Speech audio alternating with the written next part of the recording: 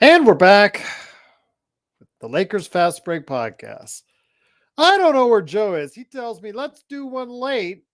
I said, well, I can't really do it today, but go on yourself, my friend. No, you got to, I'll wait for you. So I said, I'm not going to do it till late. All right. We're here. Waiting for you, Joe. Sent you the message. Sent you the link. Hello. It is, of course, the Lakers Fast Break. It is Gerald Glassford. Thanks so much again for joining us. Waiting for the man himself, Mr. Simblades.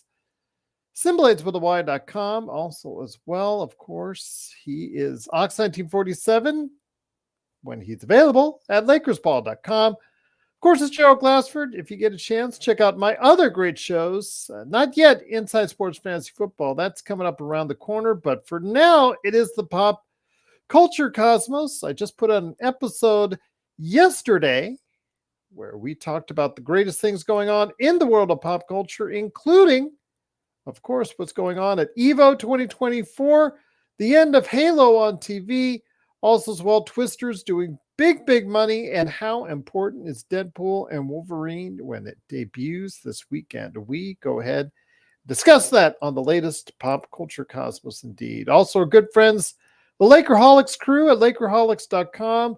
Our good friend, John Costa, who will be here tomorrow afternoon. He said he wants to do a show with me. We're going to try and simultaneously do it on both of our channels. So that's also here, Lakers Fast Break, but his channels, Clutch Talk and Lakers Corner, plus also as well, of course, good friend Stone Hansen at Report_Court, and of course, Daniel Berry Sports Highlights. Yo! Also as well, Lakers in 5, Empire Jeff TV. Of course, also as well, the John McCallion channel. Big shout out to John McCallion. Every time I see him now, he's got those happy pictures that he puts out all over social media. Really happy for him. He looks like he's really having a good time now in his life. So I really am happy for him. It is the John McCallion channel as well. Gerald, what's up with the theater with the moving seats and the water sprays? Is it what you have to put in what context? Is it just one of those rides that they have, the interactive rides that they have? I mean, at down the street here on the Strip, or near, it's technically on the Strip, although not as many people go to it anymore. Circus has the Cinedome. They have a interactive movie theater where it does go, rattles a little bit for you, and then gives you the water spray. I think it was, depends on the movie. I saw one of the SpongeBob adventure in there one time. It was part of a birthday party we went to. Yeah. So if you're talking about that, that's one thing. No, it's a theater, but the seats, that's what I'm saying. I mean, there's actually theaters for rides. But if it's actually a theater, it's all dependent on the movie as far as it's concerned on how they want to interact. But yeah, some movies are actually interacting now with the vibrating chairs and the gusts of air and the water sprayed. But yeah, guess it was what's going on now with the world that's going out there. But yes, all depends on the movie. But for me, I've only ever experienced it on those short little 5-minute, 7-minute, films inside a smaller theater type setting. But yes, if you have, please let us know. Those 4D experiences, that's what they call them, those 4D experiences. Absolutely. But Johnny says, I have Easy Rider on the background. Classic film. Absolutely. Want to go ahead and give a big shout out to it. Very classic film. I'm trying to get Joe. He might be asleep. I told him I couldn't do this until 11 p.m. because I was busy. He said, let's do it at 11 p.m. So if you get Joe on the air, please give him some crap for being late or being asleep or whatever, because it is Joe. But it is, of course, the Lakers Fast Break. What's up, Frank? How you doing? I know it's the off season, quiet time right now. The only thing that we're able to gear up right now, unless you're a WNBA fan, is Team USA as it gears up for its Sunday morning game. As far as for us here in the States against Serbia, I have a feeling it won't be as easy as it was the first time around. Cool bro, wait, so is Deadpool and Wolverine going to have moving seats? That would be dependent on your theater, cool bro, but most likely to 99% of the theaters out there, I would say it is not going to be that experience. Now, whether you want to see it on a IMAX screen, that's up to you. My recommendation would be the XD for better audio, because that's the best audio you can get. I saw Dune Part 2 for the first time in theaters in an XD format, and I was blown away, just absolutely blown away. That scene where Timothée Chalamet rides the sandworm is just amazing with the best sound system possible. And then I rewatched it on an IMAX format, which was just as amazing, but it was visual stimuli amazing as opposed to an audio stimuli amazing. So if you got it at home, Doom Part 2 on Blu-ray, check it out on the best sound system possible. Man, that just, my gosh. Did the seats move when you watched, dude? No, but the subwoofers with the XD, they really have the subwoofers going, so you get the vibration going as you know, for those type of scenes. So yeah, Doom Part 2, absolutely great movie, a great movie experience indeed. What's up, Richard? Great to have you here. Trying to wake up Joe, trying to get him in here. He asked for a late night Lakers fast break, said, Gerald, I've got nothing planned in the morning. I've got to go to Simblades later in the day. We're going to do a late show. I said, all right, you want to do a late show? I asked him if he wanted to do it himself. I told him I was going to set up. He said, no, I want you in here. I said, okay. So I let him know. So I don't know what's going on. Bet you he's sleeping. Bet you he fell asleep. Maybe hit a little bit too much of the bubbly there and went to sleep. Coolbert says, when I watched Doom Part 2, it was run down the... Now, whose fault is that, cool bro, when you watch a fantastic film like Dune Part 2 in a crappy theater like that? Richard says, Gerald, your thoughts on the Jonas new rumors? Well, Jonas can't be traded, Richard, until the trade deadline. Jonas Valanciunas, if that's who you're talking about, which assume you are, Jonas cannot be traded until the trade deadline. So whatever rumors that are out there, they're untrue until the trade deadline. But you and I both know, Richard, Jonas Valanciunas is a mid-30s center who signed on the dotted line in Washington and grabbed a deal there because he got a third year guaranteed on his contract for $10 million. So he's got $3 million. Was it 3 years for $30 million off the top of my head? 3 years for $30 million, Richard. He knows who he signed for, and he signed for Washington. He'll start the season there because he contractually has to. But come I think he's part of the January, not the December. Because remember, some of them come off in December and be eligible in December, but most, if not all, are eligible in January that signed contracts as of right now. I think August 6th is the deadline that you would still be eligible to trade deadline. But getting back to Jonas Valanciunas, he cannot be traded until then, but I have a feeling he signed that knowing he is on borrowed time in Washington. He will be traded somewhere, either this trade deadline or the offseason next season. That's pretty much a guaranteed. He wanted that third year, which I don't think he was getting offers from anywhere else. Washington gave him that third year with the just direction and the directive saying, hey, you know what? You won't be here in Washington for all those years. And he's like, I'm cool. I'll just take the extra cash. Smart man, took the extra cash. So Richard, great question, but those rumors, you can't trade them. They physically cannot trade him until I believe January, mid-January that he comes off and becomes eligible to trade. So that would mean he's probably going to be traded somewhere between then and the February trade deadline to whatever destination needs a big center the most, with Washington very happy to take the bidding in. So JSJ, what's up? Focusing on the finals right now. Absolutely. But I will say again, I'm trying to get Joe in here. Send him some text. Still probably asleep, I bet you right now. So if anybody's out there in Temecula, you might want to knock on his door and say, hey, Joe, you asked for a late night and you're not up here late night.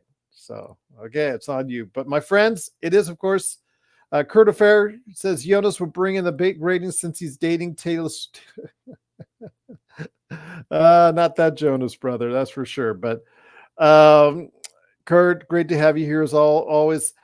I did want to mention, though, while I'm here, and since Joe is not here, even though he said he wanted me to be here, and he said he was going to be here, but he is not here. JSJ said, by the way, who's ready for Comic-Con? I am. But did you also know, JSJ, that there is the major esports spectacular going on right now on the other side of the world? It is going on right now, $60 million for various games, including Call of Duty and more, for the best in esports that are going on right now. They went from EVO 2024, now going abroad for some of the major world championships in some of the other games that are out there. So interested to talk about that. And then coming back here for more pop culture later on this week for Comic-Con. So I can't wait for Hall H at Comic-Con as well. Is it pronounced Jonas, like Jonas Vingard? Yeah. Yes. Jonas. Well, I don't know how you would say it, but I've heard it mostly pronounced Jonas. Almost like it's NUS, but yeah, it's NAS. Jonas Valanciunas. But Kurt Affair says Bronny should leave the NBA and play COD at esports. I think we'd all be better off that way if that happened, Kurt. But you know what? It is what it is. As Moses Jones, what's going on? Truly appreciate you joining us. It is, of course, a late night Lakers fast break. Joe said he wanted to do this. I said I was busy. I said, you go on yourself, my friend. Do a nightcap. Go ahead, do a late night. Oh, no, I want you there. So, okay, I'm here. So the reason I am here is I'm going to talk to you guys about my thoughts on LeBron James and Anthony Davis as they gear up for Team USA's run towards, hopefully, for us Americans out there, although if you're one of our great Australian fans or Filipino fans or other fans around the world, you might be thinking somewhere else. So Australian fans are looking forward to seeing if they can go ahead and compete in this year's games very strongly. They've looked pretty good leading up to it. Our good friends here, as far as in the United States, are looking very, I guess we're looking with anxious and trepidation in regards to that. But let me answer Frank's question first. Gerald, what do you think of Dinwiddie leaving LA? Dinwiddie gave us very spotty production, Frank. He's not the Dinwiddie he was with the obviously best years of in Dallas, or at least that playoff run in Dallas that he had with you guys. You most of all know that his issues of inconsistent shooting is what will keep him from ever reaching, or at this point, he's now beyond 30. So from ever reaching what he could have been. But I just don't think that it's not a bad deal for the Lakers. He was problematic backup. He did provide some good on-ball defense at times. He actually blocked a couple shots as far as last-second shots for the Lakers. So he did provide some on-ball defense for us. But yes, that's the problem right now for us, is that we just don't have someone coming off the bench unless Gabe Vincent can find some health. So we'll see what happens there. As Moses Jones says, are the Lakers really going to have Hayes and Wood out there at times next to Davis or each other? That's what we got. That's Moses. Basically, Rob Pelinka backed us into a corner. He just didn't realize what was going on, or just didn't plan it well enough. Whatever you want to say, he booked us into a corner, as they would say in the wrestling world. He booked us in the corner, and really are going to have a hard time getting out of it. We are up against a second tax apron.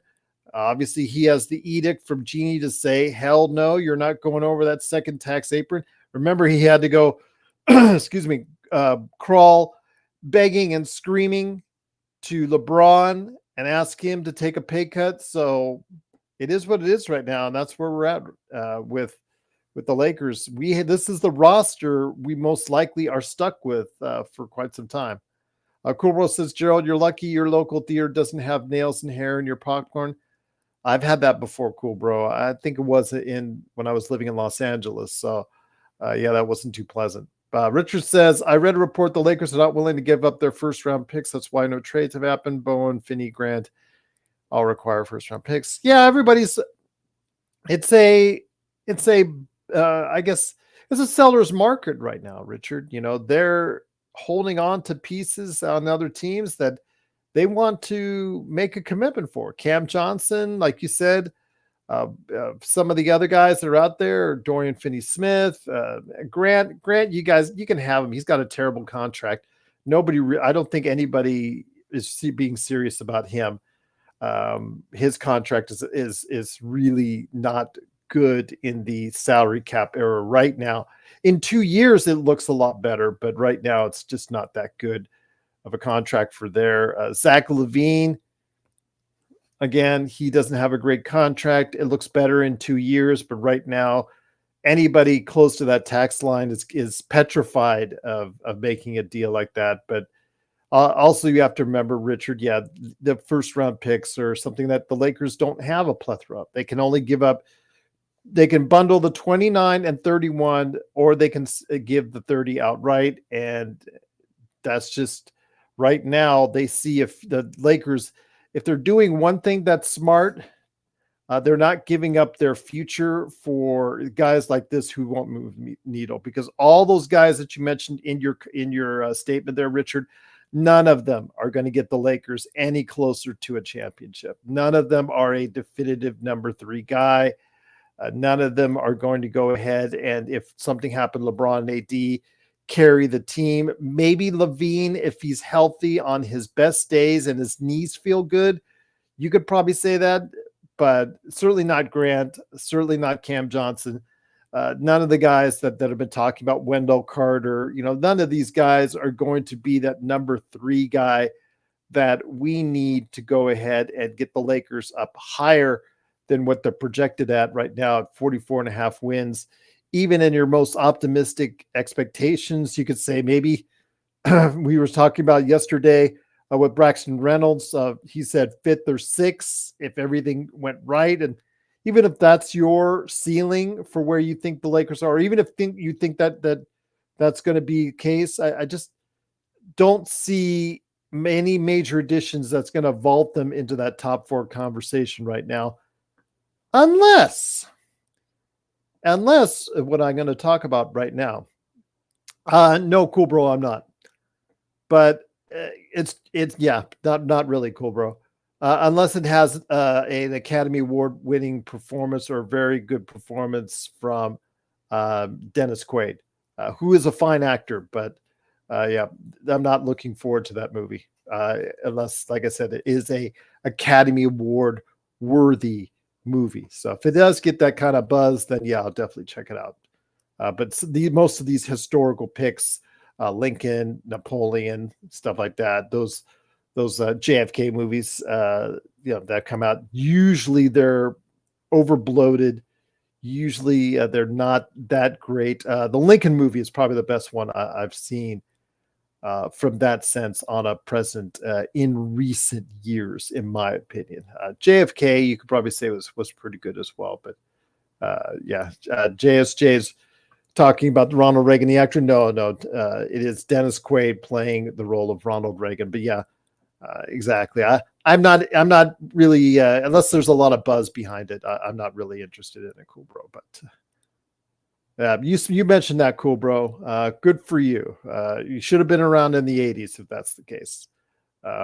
Maybe that would be able to give you a better perception of like much beloved president he was. Yeah, absolutely. So I will say that. But yes, I know I get a JSJ. Yes. How about Mobley getting $225 million? You're banking on Mobley taking that next step. By Cleveland doing that, you're banking on same thing with Orlando. Orlando with Franz Wagner and Mobley getting these fun maxes, as they're called, 225, 220-ish. And then if they hit the right parameters, 250, 260, if they hit like, first team or second team, all NBA, you're asking those guys, you're saying, I'm giving you this money.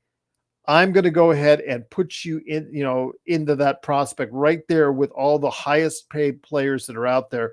But we're expecting you to take that next step from that guy that's 15 to 17 points a game, 8 rebounds, et cetera, et cetera. We want you to take that next step and help our team take that next step. That's a lot of confidence in those guys. I don't know if those two will live up to it. Mobley, he has to become better offensively. And does he play center? Do you get rid of Allen? He played pretty damn good as a center in that playoff run with Allen out there. So do you go ahead and move Allen to get different pieces around Mobley and make him your starting center? That's something they have to be focused on making a decision on, because again, like I said, Mobley looked like a $225 million player. I don't know if he looked that good, but he looked good against in the playoffs against Boston. He actually had a 33-point game, if I remember correctly, against Boston. So if that's the player you get on a consistent basis and your team is going to be top 3 in the Eastern Conference, then it's money well spent. But I still have my doubts. Like I do have my doubts on Franz Wagner. We all remember the tough game, the really tough shooting game he had when they needed him most in Orlando in Game 7 against Cleveland. So I don't have 100% faith in both those guys, but they do both have talent. I will give them that.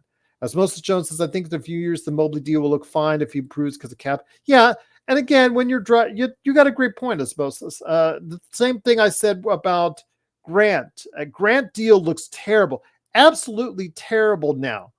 Zach LaVine deal looks terrible. Bradley Beal looks terrible. But as the TV money starts to come in and it raises the stakes, and I know they know that you can't do a spike year because that's if you remember last time they did a spike year, Golden State, they looped in Kevin Durant. They figured out a way to go ahead and do it under the cap. All worked out. 2 titles later, everybody got pissed off about that.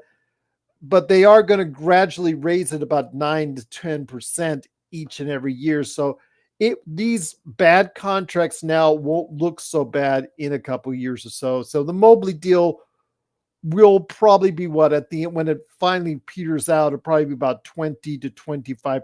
And that's more tolerable than it is right now. Once again, it is Gerald Glassford. Thanks so much again for joining us and watching, listening. When Joe decides to come back to the show, whatever that is, please razz him for assume he fell asleep. That's the case, because I tried to reach him by phone. He wanted to come on late with Late Night Lakers Fast Break. I thought he wanted to come on himself. He said, Gerald, I want you back on. So I said, okay, I'll come back on and talk to you guys out here. But the thing is, with Team USA coming up on Sunday, the 2 guys that have really stood out the most so far in Team USA play, even in all those close victories, has been the play of LeBron James and Anthony Davis. So what I wanted to do is get your thoughts out there. I also wanted to get Joe's, but he's not here. So I'm going to have to ask this question to him another time. And that is, with the way that they're playing now, does this bring new hope to you that they can find whatever magic that they're doing right now and being able to translate that into carrying the Lakers into a better season than what he, meaning Joe, myself, or many other prognosticators think that the Lakers will do this season? Yeah, Bloodhound. I'm still not 100% sure, because one thing that I wanted to point out is that look at the minutes that they're playing right now for Team USA. And with both AD and LeBron, they're playing, give or take, right around 20 minutes. Let's just call it 20 minutes. Sometimes it's like 19, sometimes like 21, 22, 23. let's just say 20 minutes. Playing 20 minutes a game is quite different than playing 35 to 38 minutes a game out there. And that is the first concern I have. And I know that everybody out there has concern as well, because the Lakers just don't have any depth or anyone else that can really carry a team if LeBron or AD are sitting down on the bench or out with an injury at this point in time. So I don't know how much they can carry this team still continuously. And like you mentioned, he is closing in on the big 4-0. He is going to have those days where he just doesn't look like he has it. He's already shown you in the past couple of years that those days creep up on him every now and then. Some days he looks like he's turned back the clock and looks magnificent. And then there are other days he just doesn't. But I think that, again, while he meant well by it, Darvin Ham, his 28-minute idea of what he had planned LeBron out for, which ultimately lasted only one game. I think there was something to it, but the problem is I would love to have LeBron only playing 20 to 25 minutes a game for the entire season. The problem is you can't do it. That's the problem. You just can't do it. So I am not sure if the Lakers can repeat the same kind of Team USA success that they're having right now, at least LeBron and AD this season, because they just don't have enough depth to help out LeBron and AD and give them the kind of reduction in minutes I think would be best for their bodies, especially because of the fact that they're giving you what they give you now, they're not going to be the freshest that they can be come training camp. So I have my great concerns on that. Cool Bro says, Gerald, should I make a Brother Joe meme with him at the bar? No. It's okay. It's okay. He probably won't see it and probably just will curse at you anyways, Cool Bro. So save yourself the trouble and the headache. Bloodhound says, Lakers just aren't good enough for LBJ to produce reduce. That's the problem, Bloodhound. And that's the problem. You're seeing right now, I mean, you have a litany of players that are on Team USA who can carry you at periods of time. Yes, I know Team USA is looking at AD and looking at especially LeBron to carry this team continuously, but there is a Steph Curry who can go on a heater. Devin Booker, who is not, he's only had glimpses of what he can give you. Kevin Durant, now whether or not he comes back for Sunday's game, that remains to be seen. But if he comes back, which looks like he will be, because he is going to be, from all appearances and all the news and reports are saying that he is going to be on Team USA's roster when they finalize it later this week. If he's coming back, that's going to give them a big boost. So with that, that's one thing you always have in a nutshell. You always don't have to force LeBron and AD to play extended minutes on a Team USA because you have those guys coming in. You just don't have that with the Lakers right now because of the team Rob Pelinka has constructed. So I am very fearful that you're asking LeBron and AD to do too much, especially coming off the summer season where it's not they were relaxing or vacationing and easing into the next season like they normally do, that they actually are busting their ass playing for Team USA. May the force be with you, cool bro. Have a good one. Speaking of Steph Curry, I used to have a crush. Okay. Cool, bro. Maybe I wouldn't want to admit that. All right. But you're under 18 anyway, so I guess it's okay. Bloodhound says, KD just likes playing ball and tweeting. Yeah. But he is a key, Bloodhound, because as you noticed, and everybody else out there noticed that really started to look at numbers, as I said on this show, and when I recapped, one of the issues for Team USA has been their three-point shooting, the number that they're taking and the accuracy of them. And KD can come in here and give you anything coming off the bench, or if they move him in place of Devin Booker and start him.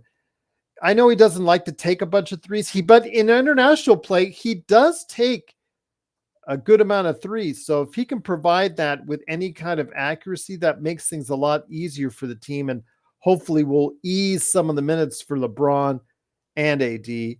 Richard, I know that Rui is looking good for Japan. I think, 23, 24 points a game, if I remember correctly, about 8 rebounds a game. He's been balling out for Japan, looking really good. He's huge. I remember I talked to you about the time how big he is to the Japanese community, about how well his jersey sells. I was at the Lakers store in El Segundo, which is right next to the practice facility, and they said they can never keep it in stock because so many Japanese tourists come to LA. When they do, they stop by the store just to pick up the Rui jerseys because they're always sold out. So, yeah, he is so much beloved, and he rightly so. He's been playing well. Some guys just really transition well to the international game. LeBron seems to be doing that. AD seems to be doing that. We saw for Germany, normally Dennis Schroeder does that. But yeah, absolutely. Some of these guys actually play substantially better in an international format than they do in the NBA. So as Moses Jones says, no KD. Well, right now, there's listed as a day-to-day issue. But he looks like he will be on Team USA's roster from all inferences that have been made, unless there's something that has changed in recent hours, because that was the report I got this morning. So the latest news is that he will be his agent rejects the idea that he will miss the Olympics opener. I still don't think he's going to play the opener against Serbia. I think he'll wait to the next game, but you never know. Again, if the agent says no, that's not always a smokescreen. But again, if he comes back in and plays, definitely is going to give the Team USA a boost. Xbox, I tried to wake up Joe. Joe said he wanted me to come on late. I said, come on and do your own show, man. Just come on and do a nightcap and talk with the folks. I know our Aussie friends really wanted you to come back on. He's like, okay. But unfortunately, when I came time for showtime, I think your brother in arms is asleep, Xbox. So next time you see him, I'm going to have to tell him to get his alarm going, because I told him 11 p.m. Pacific here on U.S. time. And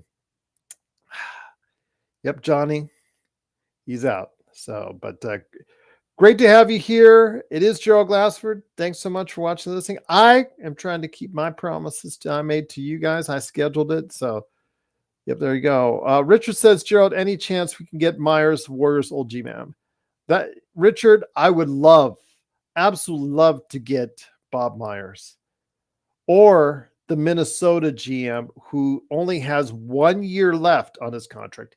If you didn't get it or hear the news, he was actually going to be a free agent this summer, but he chose to add on another year to his contract and extend it out 1 year while he sees what's going on with this ownership battle, tussle, whatever, with Alex Rodriguez and the incumbent owner that's there in regards to the, are they going to sell or is he not, et cetera, et cetera. So I don't think, Kurt says, I don't think Myers or Tim Connolly, by the way, want to deal with Genie and the Rambi. Yeah, that's the problem, Kurt. I think the league itself has a certain perception that's different from us fans on what. Yeah. Oh, well, hello. Good evening. Sleepy. What's up? How's it going? All right. I said 11 o'clock, man. Yeah, it's schedule got a little changed last minute, unfortunately. Sorry for my tardiness. No worries. Good to have you here, man. Thank you. The reason why we're doing the show today, obviously, so everybody can get their Joe fix. All the Australians out there were asking about you, so it is great to have you here. I want to ask your thoughts, though, as the Team USA gets into their preparations for Sunday's game against Serbia. LeBron James and Anthony Davis have clearly been, and it's not even close, Joe, clearly been the best two players to play so far in Team USA, playing around 20 minutes a game, and you see how effective they're at. I know we can't replicate that for this regular season. I would love to tell you that they could. It would be great if they would only play 20 minutes each game for the entire season. they would have so much left in the tank if they could, but obviously we don't have the team to support it. But is there anything that you think that we can learn about how to manage LeBron and AD more effectively so that we don't burn them out towards the end of the season, next season? No, unfortunately, there's just not enough talent around them to allow them peace of mind. I think that ultimately this is a mental game that they keep running into at the end of the year, where 82 games plus the extra games from the tournaments and play-ins, this eventually takes its toll. And this current setup in the Olympics couldn't have gone any more worse for the Lakers because of the dependence on both Anthony Davis and LeBron James. I was holding hope that the Durants and apparently all the people that absolutely think that Anthony Edwards is this Michael Jordan of this era could kind of cover a little bit of that. But I keep going back to explaining to people that we anoint, I should say we, because it's not me. We're anointing people when there's no business for them to be anointed anything. And what's sad is the Olympic team didn't choose some of the best players in the world, i.e. Jaylen Brown, due to words that were said in the past instead of fielding the best possible team. And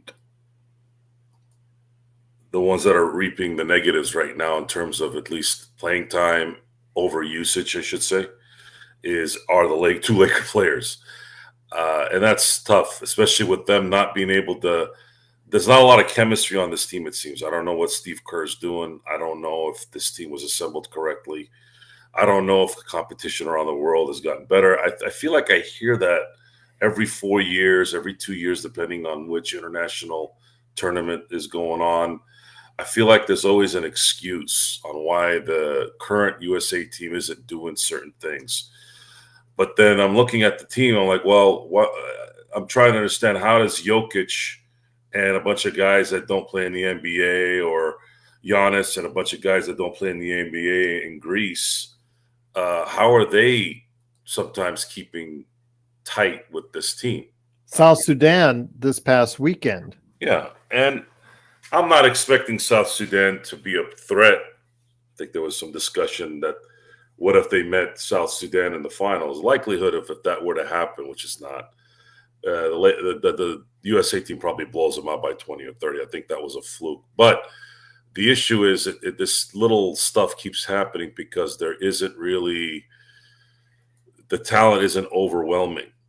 And it's due to the fault of the assembly of the team. Get the best players possible. And if the chemistry isn't good, at least the talent will be there to combat it. But I don't really know. I don't really know if today's talent, like LeBron is like, I'm trying to think, is LeBron the last great player? I know Steph Curry's in there. I would still include. I know that ESPN list came out recently, and people are debating as far as who are the best athletes of this century.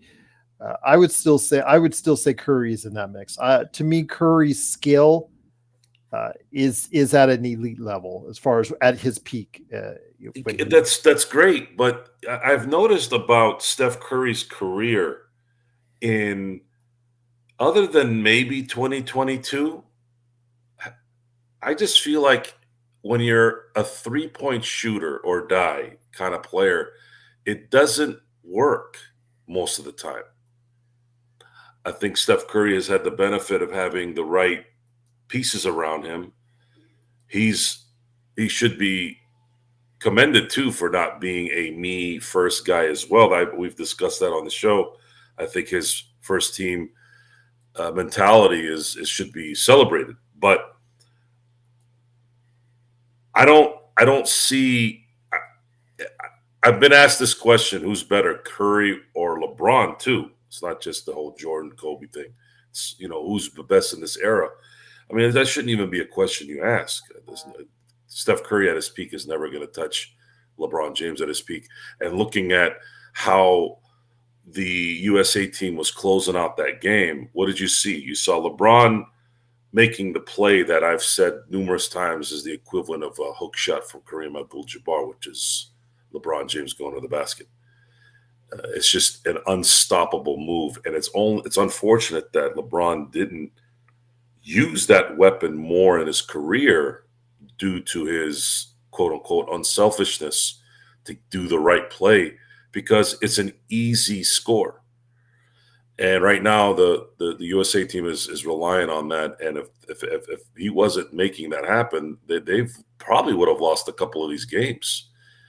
And it's not good. It's not good right now. And to sit here and say, well, their exhibition games, they're just getting warmed up. Again, this goes back to a mentality that today's NBA player, great or not, just doesn't have. There's no killer players out there. You look at Joel Embiid, who shouldn't even be on this team. There's more talk about what he's not doing and what he's saying off the court. And then you have Anthony Edwards, who's supposed to be the greatest thing that ever lived right now, who's just not even playing average basketball, let alone being the best. You have Anthony Davis, who's blocking every shot left and right, but no one's really kind of backing him up other than his teammate. So what is it? Curry's not hitting the shots, really. He's only really had one good game that I can remember in this whole setup yet. I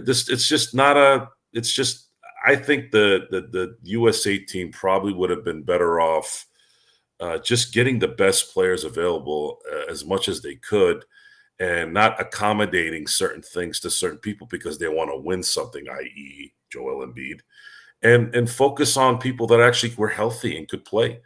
You get a Joel Embiid who's always injured at the end of the year. You get Kevin Durant, who's always injured at the end of the year.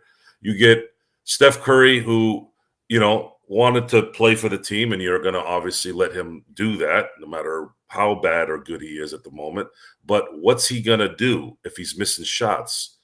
Nothing. If he's not making those shots, he's a detriment to your team, actually, because he's not going to necessarily be able to guard anybody of any significance, and he's never really been a shutdown type, defender. He hasn't been a bad defender, but he's not that guy that you can go and say, hey, look, we're going to put Steph Curry over here since he's not making these shots, and we'll go ahead and let him play his thing, play his defense. So when you look at the 08 team, which is, in my opinion, the only team that might have been able to rival the 92 Dream Team.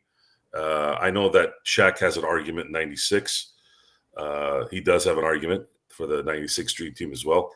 But when you look at the 08 team, you have Kobe Bryant, whom pretty much took on the assignment that he said, I'm going to play defense on all these star players. Put me on the best player on the other world's team.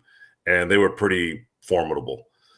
The only game that was close in my book was that last game against Spain. And Spain played inspired basketball because Pau Gasol and the Marc Gasols and the Rubios, those guys love their country so much. You could see how it just resonated, and how much leadership and how much just guile they had in performing in that last game. And it took, Kobe Bryant hitting a 4-point play to put the dagger in them.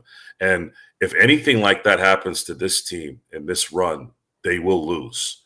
So I'm just hoping it's not in the gold medal game in this case. Once again, it is the Lakers Fast Break. It is Joe Soro, who is here, the man behind Ox1947 at LakersBall.com, and of course, Simblades with a Y.com. We're talking about the Dream Team, well, whatever it is that you call it now. The LeBron team, Team USA, as they head into their first game against Serbia Sunday morning. I believe it's 8:15 a.m. Pacific Standard Time on NBC. Hernan says, Gerald, I do have to point out that what AD and Braun are doing is making us look more sexy for players to come play for the Lakers. Only problem with that, Hernan, is we don't have anywhere to put them right now on the Lakers because Rob Pelinka has proceeded to contract us into a corner, or as I said earlier, book his way into a corner because he's backed up against the wall right now. Now, it will alleviate itself a little bit next summer, Joe, but that doesn't help us now in trying to build a better team for this upcoming season. I don't see how the Olympic run has any correlation to what is going to happen in the regular season.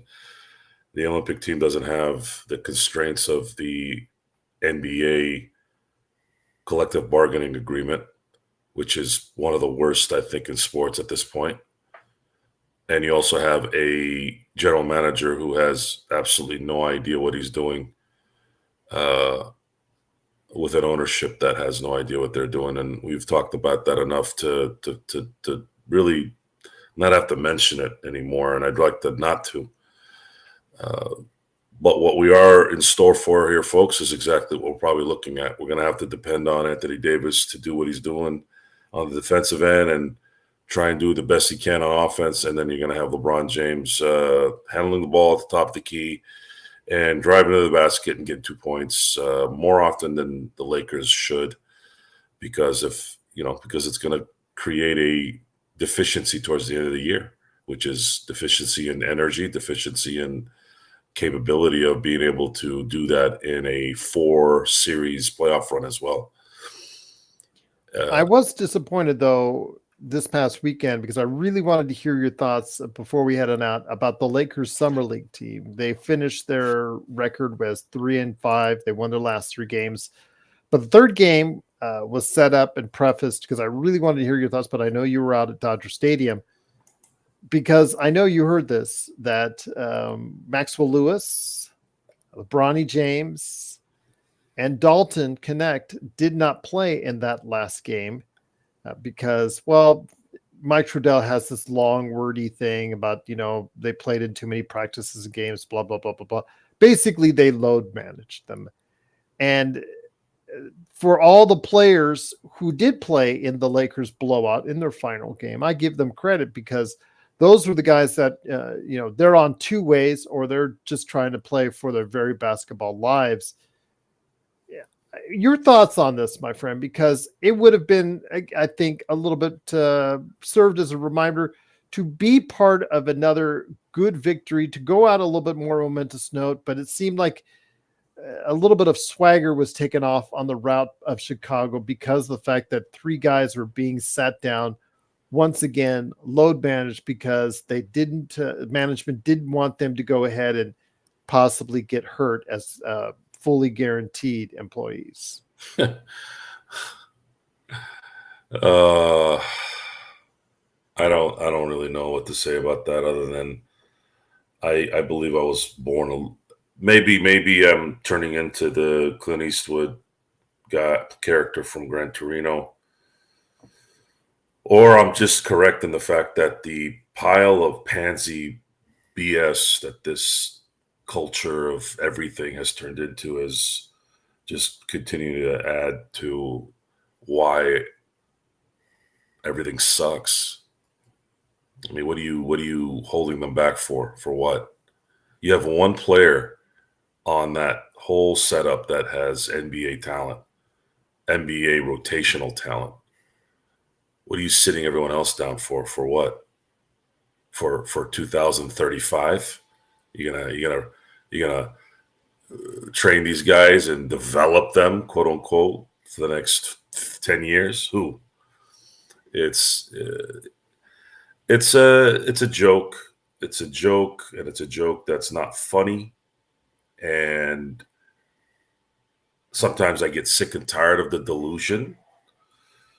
I'm on Lakers ball, and there's a lot of guys out there talking about optimistic situations that have absolutely no reason to have an optimistic situation. And what are they optimistic about? Let me ask you. There's a crowd out there that really believes that JJ Redick is good enough to win them another 5-6 games. And they do this on the basis of how? Listening to his podcast? I have no idea. No one has given a legitimate argument to it. I've never read something. Well, JJ Redick isn't as bad as Darvin Ham. Okay, what does that even mean? And how do you compare last year to now? How do you do that? How do you know that everything's going to work out exactly in those other pieces? The other is, well, Vando is on the team and Gabe Vincent are healthy. I'm like, says who? Who says they're healthy? Matter of fact, JJ Redick is quoted this week saying that Vando is continuing to rehab. And I wrote in one of our posts, Jared Vanderbilt's career is a rehab. That's his career. And it's draining. Okay, so the one part that is helpful is that I think something happened in my life where I'm able to handle stupidity and continue without needing substance to cover it, or some kind of rant or some kind of club to join to, like, luckily I'm not one of those schmucks. But seriously, folks, seriously, I haven't been on here for a few days because I think negativity does tend to drain people, and I think it drains me. I know, but once we can sit down and really discuss the details, and if nothing is changing, what's the difference between today at least here in America, on a Tuesday night at 11:52? What happened 3 days ago? Between 3 days ago and now, nothing. Nothing happened. Why am I going to all of a sudden 3 days later go, oh, well, folks, I got a little rest, and now I feel optimistic that JJ Redick will be a really good coach? Based off what? He's never coached in the NBA. He hasn't even been an assistant. And then I hear things like Jared Vanderbilt will be healthy. How the hell do you know he's going to be healthy? When has Jared Vanderbilt proved that he's been healthy? And how the hell is Gabe Vincent going to help you when he can't shoot and you need shooters at the guard position? How the hell is that going to work? We have Dalton Connect. That is the only positive thing that the Lakers have done this year, and it wasn't even anything out of the norm. They had the 17th pick, and they picked the guy. They picked the right guy. Should we celebrate them for picking the best player available at that time? At least, good argument wise. No. You did your job. You picked the best player at that time at 17, and that's been your lone positive this offseason. Yet we're supposed to sit here for June, July, August, September, and all of a sudden manifest different opinions and different thoughts on something that isn't changing. Nothing has changed since the Lakers were bounced out of the playoffs in May. Was it May or end of April? I forgot. I think it was at the end of April. Okay. So we didn't even make it into May. So May, nothing has happened, obviously. June, nothing's happened other than getting Connect. July, not one damn transaction that made any sense that would enhance this team. We're into August in about a week and some change, and this is the dead dog time of the NBA. Now what? September, you start to ramp up with training camp, and then all of a sudden October comes, and that's when we start seeing some preseason games. And these people, I'm saying the Lakers organization especially, and the fan base, a lot of the fan base, think that the Lakers are going to improve based off of what? Hell, the NBA hasn't even improved. You don't believe me? LeBron and AD are still doing all the work while everyone else is playing with their butts. It's been disappointing, Joe. It's been disappointing. And again, I think Vegas does not share in the optimism of those fans, especially if they're hedging their bets basically because they gave them a lower than expected number in many fans' eyes of 44.5 wins projected, but they also made sure that the odds are tougher on the over. So because they know that the LA fans are going to drive up from LA and drive those numbers as far as the wins, everybody's going to bet the over. So I think right now it just shows that there's not a lot of confidence in the Lakers gaining substantial ground on what is believed to be a top four right now of Minnesota, OKC, Dallas, talking to you, Frank, and then also as well Denver. Despite the Russell Westbrook thing, that's one thing I wanted to ask you: is the Russell Westbrook signing? Do you think that will derail Denver? I think it pretty much assures to me that they probably will not ever get back to that mountain as long as he's on the team. But I still think they've got a team. Obviously, if Murray and Jokic are healthy, that will be good enough to compete at near the top of the Western Conference. The NBA decided last year to officially socialize the NBA. The one league that has shown in its 70 years plus that dynasties is what's carried it. And you don't need to you would need to know about the NBA like a few of us have known the NBA. I know I'm not expecting regular everyday people to know the information that I know about the NBA and study the NBA because no one studies the NBA. What's the point of studying the NBA as a regular person? It's a waste of time. It doesn't help you in your life. It's like knowing algebra. You'll be good at algebra in school, but when do you ever really use algebra? When do you really use calculus in the real world? You don't.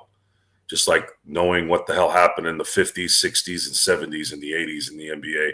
What does that do? Well, it took me, 40 plus years to have a podcast where this becomes relevant in the discussion.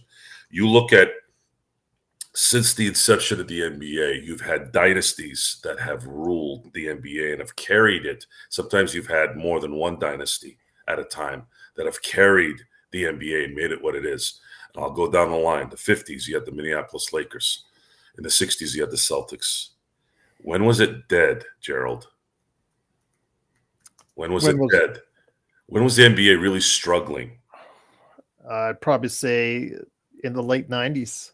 No, the product in the 70s. In the 70s, when in the 70s, when you have the ABA and you had the NBA, yeah, they were struggling, and the 90s wasn't too pretty. In the non-Jordan years, as he was playing baseball. Well, there's only 1 year where there was no non-Jordan, and then maybe another, actually 2 years, I should say. 2 years. The 90s were a very popular time for the NBA. It was the rough and tough. It was the extension of the Detroit Pistons. The Knicks were like the extension of the Detroit the Houston Pistons. Rockets years. How about that? Well, the Houston Rockets teams, of course. It wasn't exciting basketball. I'll just say that. To me, it wasn't exciting. I thought watching someone like Hakeem Olajuwon do what he did in those 2 years was great for the NBA. I actually was entertained by it. And you also had the greatest decade in sports in terms of the media and the internet and all that kind of coming together in the 90s. But the 70s, I understand, because the most exciting basketball in the 70s was played in the ABA, not the NBA. Yeah. So the 70s were touted the beginning of the end for the NBA at the time, which when you actually read about what was going on at that time, of course, they were blaming it on things that were actually not true based off the data. They were blaming it, well, is it too black? Is there too much drugs in the NBA? Things like that, which was funny because you're within a 5-6 year span, those same players, just a better organized league, ended up creating a buzz that has never really ended, and that was Magic Johnson and then Michael Jordan's coming in and taking the NBA where it took it. And looking at the 70s as a good example of what it meant, that when you had teams winning every year, where there weren't really any dynasties. From 1970 to 1979, there was never a repeat champion. And that was the lowest the NBA had been according to their history. Then they got to the 80s, and you had the Lakers and you had the Celtics, whom were the dynasties of that era. And you had the Pistons kind of bridge between those teams and the Bulls for a couple of years. And then the Bulls ruled in the 90s. And then you had Kobe and Shaq in the 2000s with Tim Duncan and the San Antonio Spurs. And then, of course, the LeBron finals teams versus whomever they were playing, of course, mostly Golden State. But now what do you have right now? Since 2018, you have had Golden State, you've had Toronto, you have the Lakers, you have Milwaukee, you have Golden State again, you have Denver, and then you have the Celtics. 7 years in a row where there's been a one and done champion. Does it matter in the grand scheme of things with these $76 billion deals? Probably not. But the quality of the game doesn't have the essence like it used to. And that again might be the fact that I'm probably just stuck on my old way of thinking what a league should be. And how do we really want to watch the Charlottes and the New Orleans and the Toronto Raptors be relevant teams in the NBA? Does that help the league?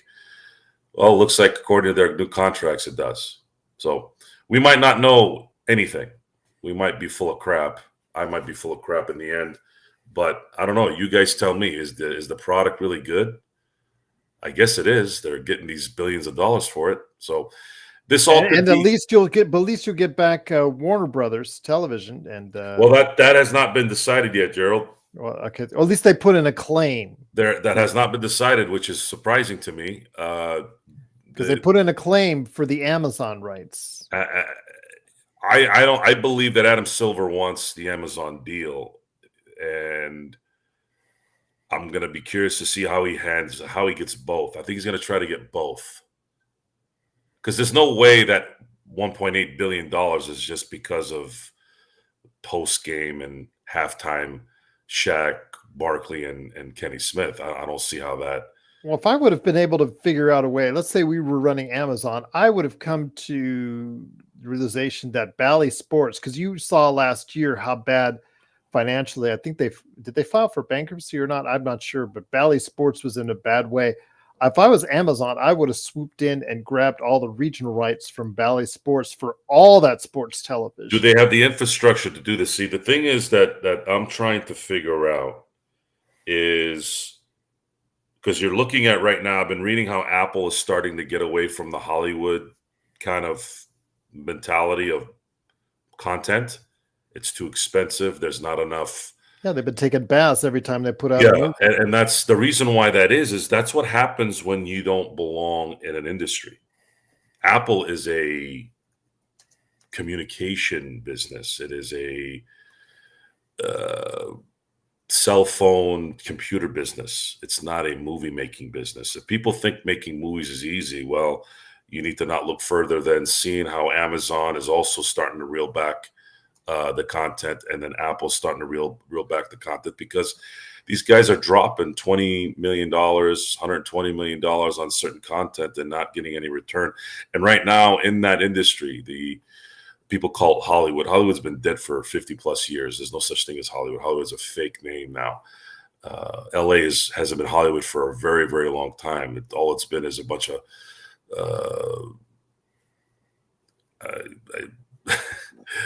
I don't know, Joe, because I worked there. It's been a bunch of corporate stuff, and you can listen to. Well, it is corporate. Yeah, you can listen to several George Lucas interviews about what happened with that industry, and he'll come up right now.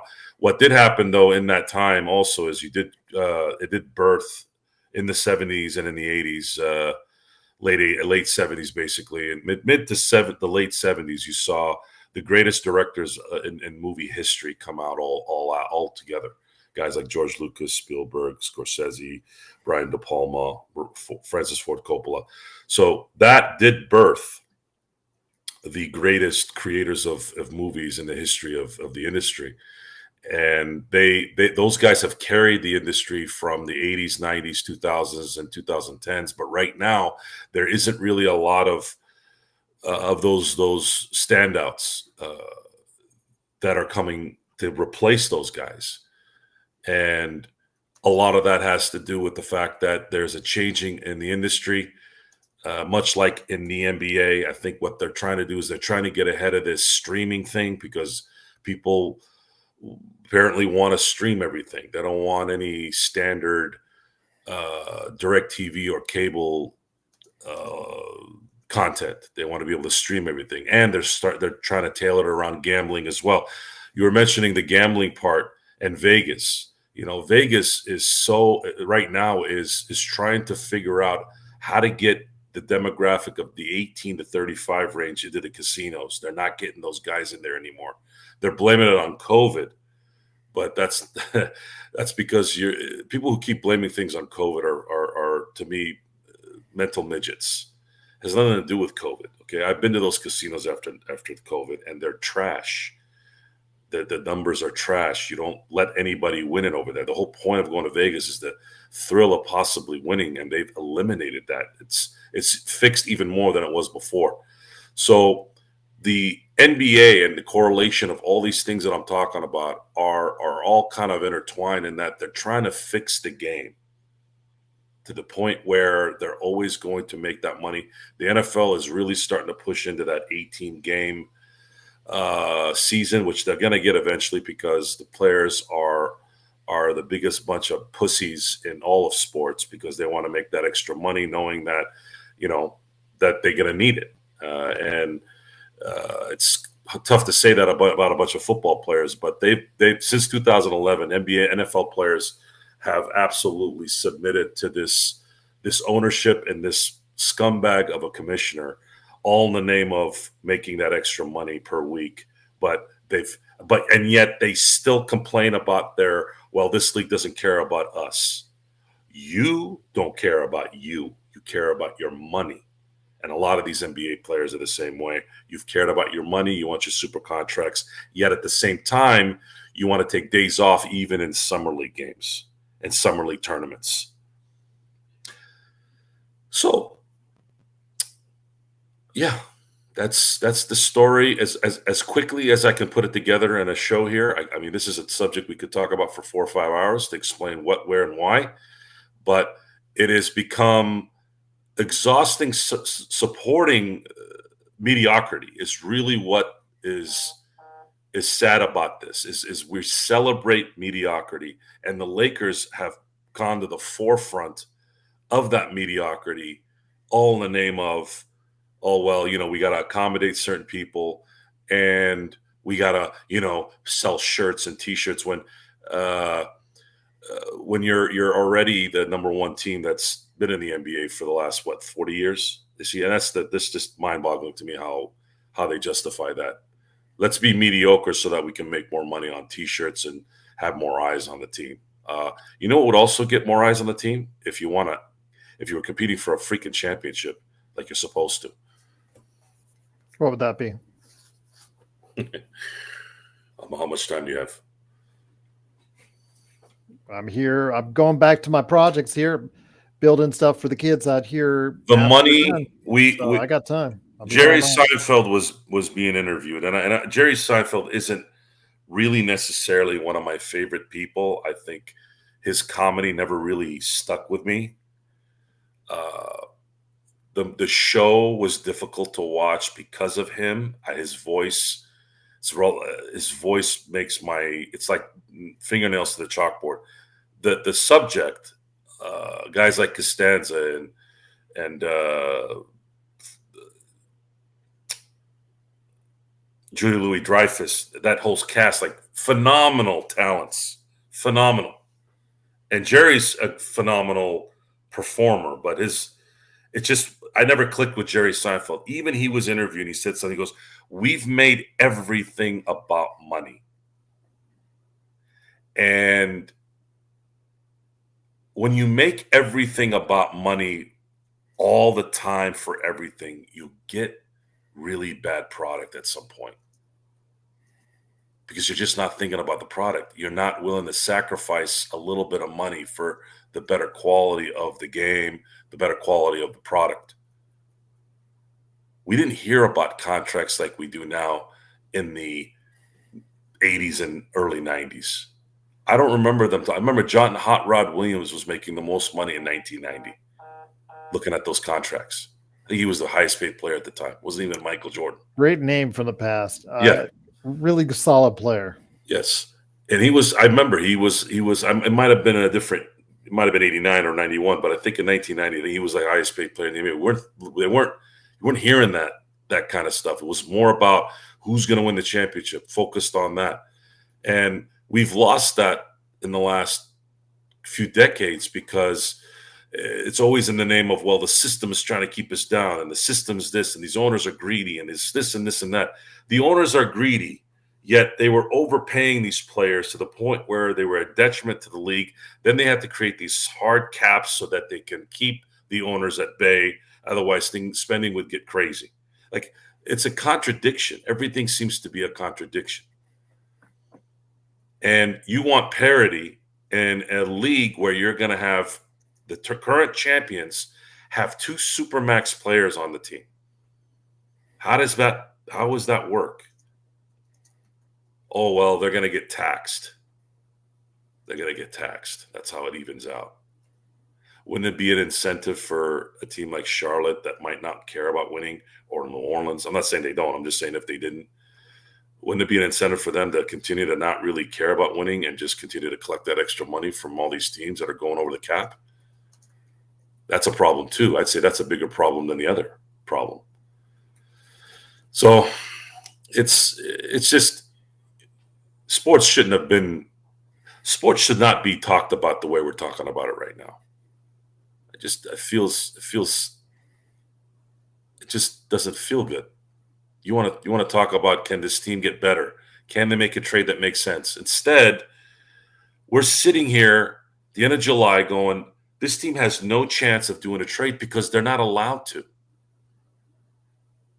They can't. The system that these idiots created won't allow them to get better. Why would you vote this kind of system in? Doesn't make any sense. Osmosis Jones, yeah, you're right. They don't have to pay Tatum this season, but in 2-3 years, they have a window of 2 seasons, maybe 3 tops, before it goes really sideways for them as far as contract wise and salary wise. So their window is now for them. So I'm hoping that their window closes instantly and that they don't get another title, but definitely have made some financial choices, especially after the contract extension they just gave Sam Hauser. And I don't know how they're going to continue to pay those guys because they're really, really going to be in the hole 2-3 years down the road. That's great. That's great for us here at the Lakers Fast Break. They'll be paying $200, and that's just the tip of the iceberg, Bloodhound. $250 million in luxury tax this upcoming season. That's just the tip of the iceberg. 2-3 years down the line, if they keep everybody like that, it will be probably $400-500 million just in taxes alone. So, as Moses says, Horford retiring does help. And if they trade KP, if they do that, as Moses Jones, and they don't do anything to replace them, then you might as well just look somewhere else as far as somebody to compete at the top of the Eastern Conference concerned. Because I think that the Horford KP combo helps them out in so many ways, and it's going to be hard to find bigs, especially how salary fixed they are at, which is great for news for the rest of the league, including the Lakers coming up here. But yeah, it is brutal, the repeater tax, but it is the Lakers Fast Break. It is Joe Storrow along with me, Gerald Glassford. Thanks so much again for watching and listening. I'll be back later today with a conversation with John Costa. He says he wants to talk to me in the afternoon. So I said, okay, we'll go ahead and talk Lakers later this afternoon. So Juan is here. I really love Rob Pelinka doing to this team. He's not making any moves so that the chemistry is still on top. Props to Rob Pelinka, Gerald. Juan, I wish I could share your enthusiasm on that. You are the optimal enthusiast. Of course, I would personally think the exact opposite on Rob. I think he's a terrible talent evaluator, and I think that the Lakers are destined for mediocrity as long as he is in charge. But I'm hoping you're right and that I'm wrong on that. But Joe, again, great chat. Glad you made it after we all thought you had overslept, but you were actually just doing some stuff. But any last thoughts, my friend? Yeah, this current lifestyle right now is pretty hectic. Mm-hmm. You'll probably see a lot more audio work just because of location. I know it's late here, and you'd think that, well, no one's working. Well, when you have eight projects in the queue, you have to figure things out. I mean, I was on conference calls even around 8 o'clock tonight, just trying to figure out drainage, how to explain to a conglomerate that's trying to put their mark in the industry, how to explain simple drainage when it comes to concrete. You know, the we talk about sports having celebrating mediocrity. There's no place that has more mediocrity than the landscape construction business, because it's one of those businesses that can be done by anyone if they're willing to put the work in. The problem is, are they able to do it correctly? And when you mess with things like concrete and you don't do drainage correctly, and you will suffer the consequences of that. I had to have a discussion with one of the very nice people, by the way, because we had just connected with them recently, and they like the fact that we're communicative and that we know what we're doing. But it was interesting having a conversation with a rep who was talking to a potential client, whom had a budget. And this is one of those times where the client wasn't wrong or delusional. Usually I'm pretty brutal with the clients in the sense of they want a $40,000 project done for $15,000 because they feel like they're entitled to it. Well, moron, no, you're not. You're not going to get that. Well, actually, you could get that, but you're not going to have me do it because I'm not coming back in 2 years and seeing a collapse and get blamed and have my career being derailed because of your inability to understand what exactly needs to get done. So I had this conversation with a very nice representative whom wanted to understand why was it going to cost, why the retaining wall was going to cost $40,000. I said, the reason why it's going to cost $40,000 is, number one, we got to get permits. We all know how permits are in California. It's like trying to pull out, every hair out of your head, and you know, it's not good. Let's just put it that way. And then on top of that, you are sharing property line with another person, whom, if something happens on their side, now becomes your problem. And in this litigious culture of America, which is really the only thing that I hate about this country, is the sue happy pieces of shit that run it. You are going to risk, if something should happen, the incorrect way of being sued and dealing with that.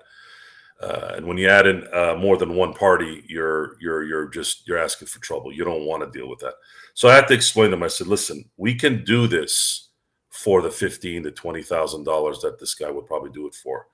The only thing is, we don't exist. And I said that not to say I wanted to do it that way. I said, we can't exist. I'll send some guys out there, but you don't know who I am.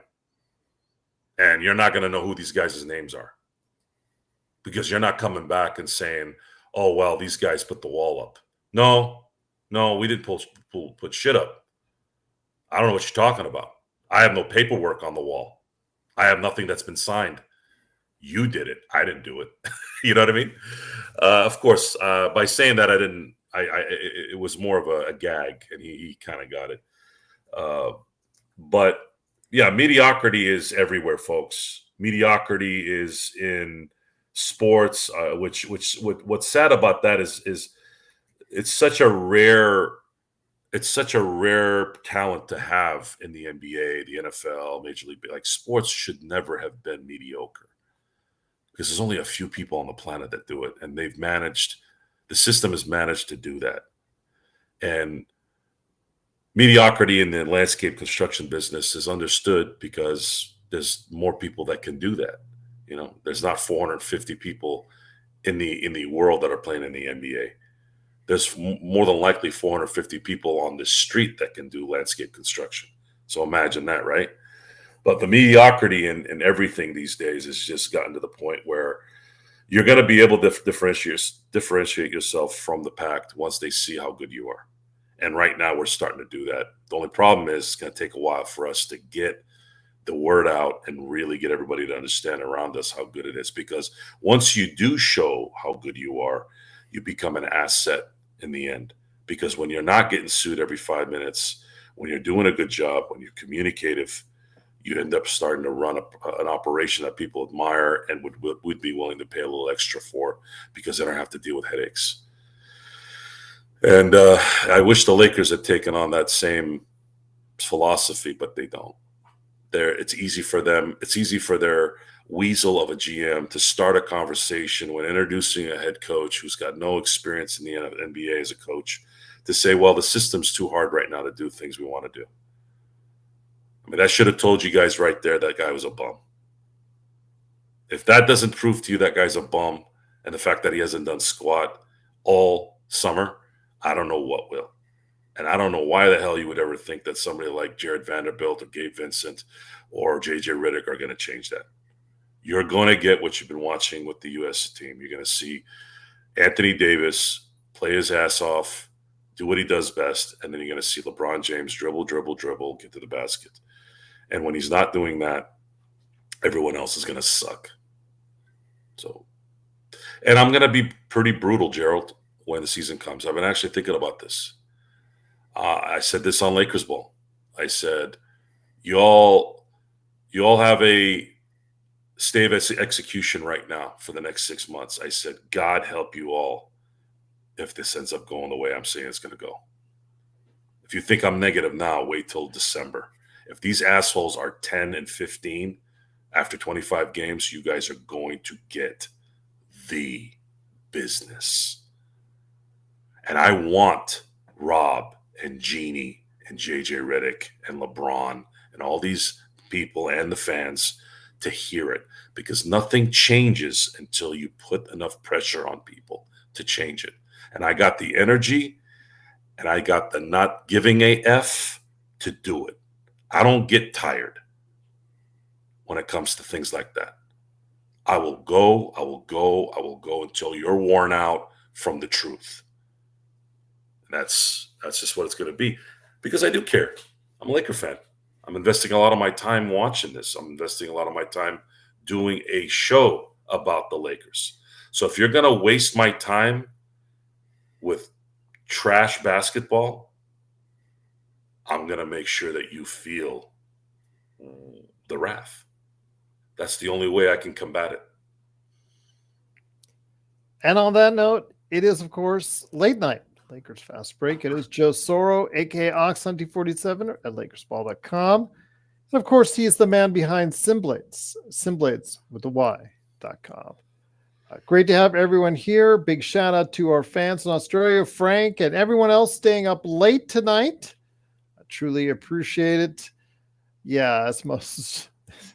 This roster is just, it's not how I would have gone about it, but oh well, it is what it is, and we're stuck with it, and we'll see how far it goes. But it is Joe Soro along with me, Gerald Glassford. Thanks again for watching, listening. It is truly appreciated. I will be back sometime in the mid-afternoon, U.S. time. John Costa with Clutch Talk and Lakers Corner wants to go ahead and chit-chat, so we will go ahead and do that. And for Joe Sorrell, Gerald Glassford, again, check us out each and every time out. You got to like and subscribe, please, in order to go ahead and get the latest notifications on when we go live on the air and talk more Lakers basketball, Team USA, everything that he does with his synthetic turf company and more. I didn't even ask you, Joe, how well Evo was this past weekend for Corrupt. Evo was a game changer for us. We had tweets going out for the first time in abundance. We have a marketing plan that's being put together here that will get the game out. Our response from the crowd was they're waiting for this thing to come out. And we just want to make sure that when we do have it out, that a lot of people know about it, because not only once they play it, will be a benefit, but also word has gotten around on what the price is likely going to be.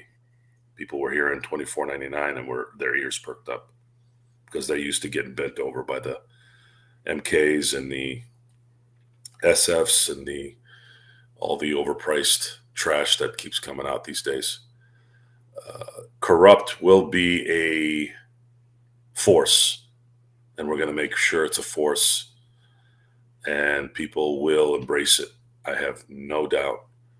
Right now, it's just how do we strategize correctly how to release it? That's really what it's going to come down to, because we're not getting help from anyone big in the industry. Not Sony, not Microsoft. Those two schmucks have enough problems as it is. Nintendo obviously isn't anywhere near anything on what we're doing. So, and we're okay with that. We're okay with that. We know that it would help if they were involved. They could have a much better marketing arm. But I was telling the developer, Jesse, I was telling him, hey, man, let's just do this all on our own. Let's just get this out. Let's make our money. Let's have the leverage. And when they come crawling, because they will eventually, there's not going to be a choice for them. They're not going to let possibly millions and millions of dollars go by without them making something. So by then, though, we'll have enough leverage to negotiate contracts a certain way where we don't have to worry about being bent over, which has always been my philosophy. See, that's the beauty of my life, is the fact that I control it. Now, I still have to pay taxes to California and the federal government and all that, but I also don't have to worry about roads being paved and bridges being fixed and things like that. So I understand that trade-off. But beyond that, everything I do on a daily basis is under my control. And it's not about control so that I can sit there and say, hey, I'm in control of this. It's about freedom. It's about not having the answer to mediocrity. And we don't. There's nothing mediocre on a daily basis that we do. Everything is like In-N-Out Burger. If you go to In-N-Out Burger, for those of you who are in the West Coast in the United States, you guys have seen the In-N-Out Burger, culture. You go to the drive-through, you have people ordering your food rather quickly. The lines go quicker on the drive-thrus. You go inside, it's always a smiley face. They always repeat the order. They always make sure the order is right. Everything's fresh. The soda's always tasting good. You have good milkshakes. They're never dull. They're never too watery. Nothing. And this is how many times I've been to In-N-Out Burger in my life. Maybe 400, 500 times in my lifetime. They've never had one bad order. Why? Because they don't live in mediocrity. Oh, and their prices are still good, by the way, folks. You want to know what the cost of a meal is at the Habit, Gerald? I think it's about 12 for a burger. If you're lucky. It's with fries and a drink, you're getting close to $20. If you go to Five Guys, I think it's like $24. You go to In-N-Out Burger, you can get a full number one meal for, I believe it's $11.89 or something. So $12.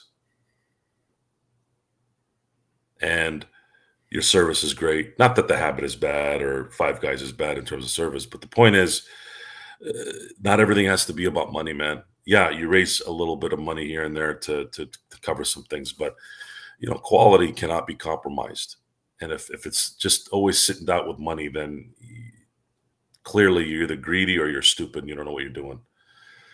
So that's my last line on that. I hope I wasn't in the dark side too much tonight, Gerald. But again, I haven't been given any reason by this is a Laker channel, that's first and foremost.